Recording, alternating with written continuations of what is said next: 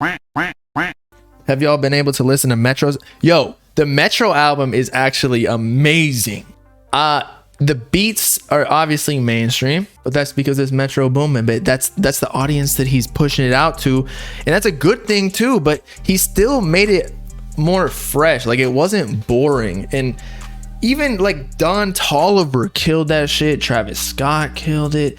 Everybody killed it. So he really knew how to do the features. Although I wish that he kind of spiced it up a bit, but it looks like he is, because news broke.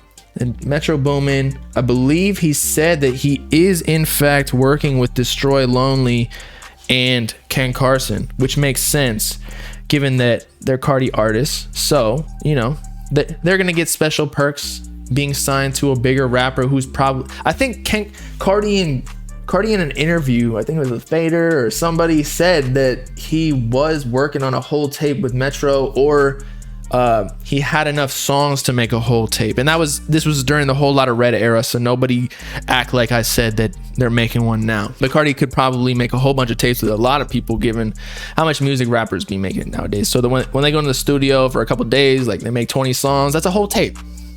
So that's essentially what he said.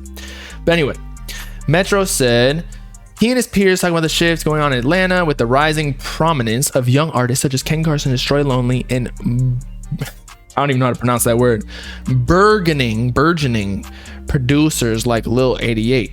Many of them have now been in Metro's orbit for years, and he's always made a point of spending time with them in and out of the studio, like what OJ, Gucci, and Future did for him as an upstart producer. To Metro, it's a mutually beneficial situation. They get to pick his brand, and he stays on the front lines of his adopted hometown's next wave. Something producers who reach this level of success often struggle with after a couple years in the A-list. The ones that get left behind are the ones that are ignorant to that, or might just be stuck in their ways, like, nah, we're the 2015 crew, we're the superior music heads. Metro says things are always going to grow and change, so you've got to grow and change with it.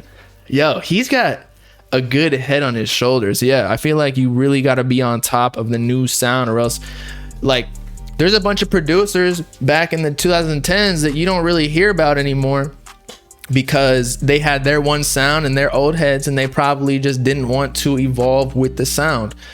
You can still like that older music better, but still, like, stay up to the times if you want to have a successful career. So he's spending time with Destroy Lonely, Ken Carson. There's actually a lot of other artists in Atlanta.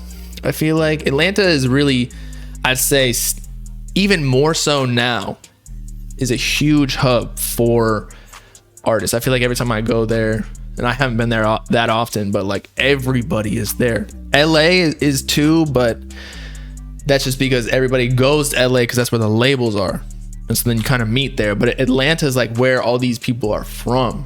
And yes, it's always been. Yeah, you're right, especially since like Future and even before him.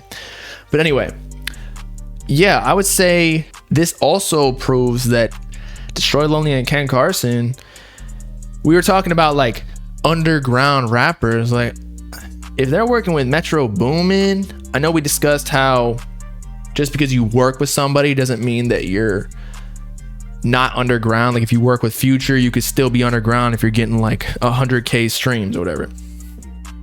But they have the numbers to back it up too, Ken and Destroy Lonely.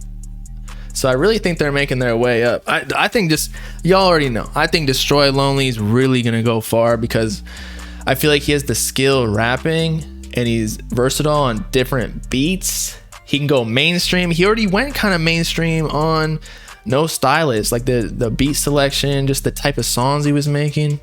Yes, he had his little flair to it with the, what is it, Clayco or whatever kind of vibe, and producer. So I can't wait for that. It'd be insane to hear Metroboomin and Destroy Lonely and Ken Carson on their little tape that they're dropping allegedly in like January, is what people are saying. I don't know if that's just going to be a Ken single. He tweeted Friday the 13th, so January 13th. But Metro does work with a lot of people, like, or at least he did back in the day. Like, he kind of went into hibernation, but he just dropped with 21 Savage.